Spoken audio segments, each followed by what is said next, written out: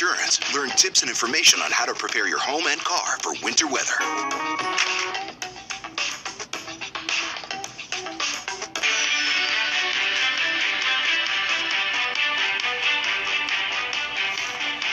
Welcome back to Breakfast Television. Good morning, Toronto, on this Tuesday.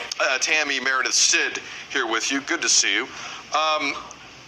Huge news yesterday. 276 days after his coronation as King of the British monarchy, we learned that King Charles III was diagnosed with cancer.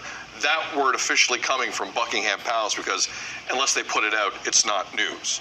Charles is 75, was in hospital last month for a corrective procedure for an enlarged prostate. Those results came back benign, but other tests revealed another, quote, form of cancer, end quote. A royal source told CNN it's not prostate cancer, but did not specify any further from that.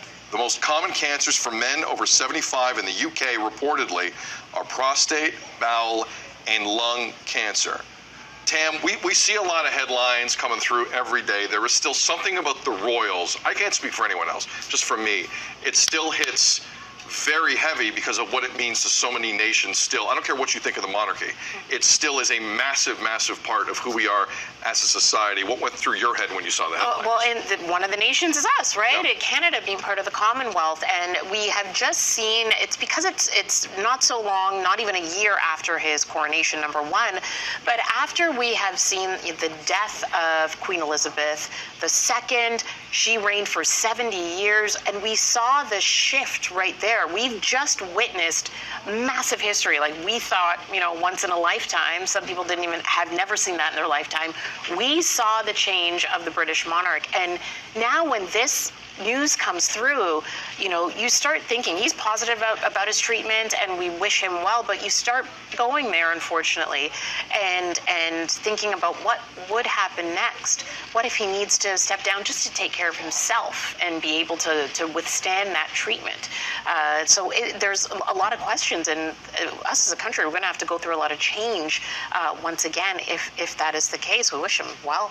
Absolutely. Yeah, absolutely. I mean, coming off of World Cancer Day, which was just on Sunday, I mean, it is, the great equalizer. And I think again, like you said, no matter what you feel about the monarchy, when you hear that kind of news and you think of him as a father, and you think of him as a father of a family that has really gone through quite a bit in the past little while, you can't help but see the humanity in it. And hope, of course, for the best, and hope, too, that potentially this is something that brings that fraught relationship, of course I'm talking about Harry, back together. I mean, there are reports that he is going, rightly so, to be with his father. Sure. And there seems like in that despair that so many families have faced, sometimes there is that silver lining, and perhaps that's it. Could happen here. I'm thinking of William a lot, too.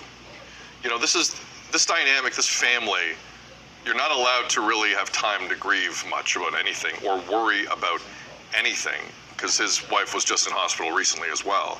So Prince William, now at the age of 41, the Prince of Wales, he's going to step into these official roles while worrying about his dad at the same time. It's the yin and yang of that is always very interesting with me with this family. But to see Prince William at the age of 41 now get a rather unwanted but unique opportunity to feel like what it's going to be like as a king is interesting to me, because the future of this monarchy is also a major part of this discussion for a lot of reasons.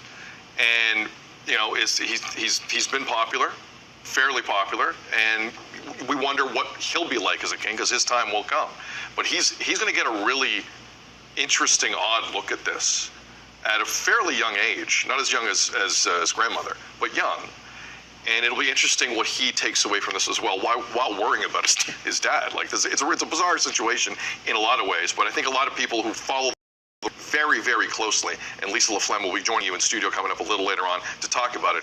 How will he handle this is also one of the many questions. So big news yesterday. Lisa LaFlemme, Tammy Sutherland, that discussion coming up later on here on BT.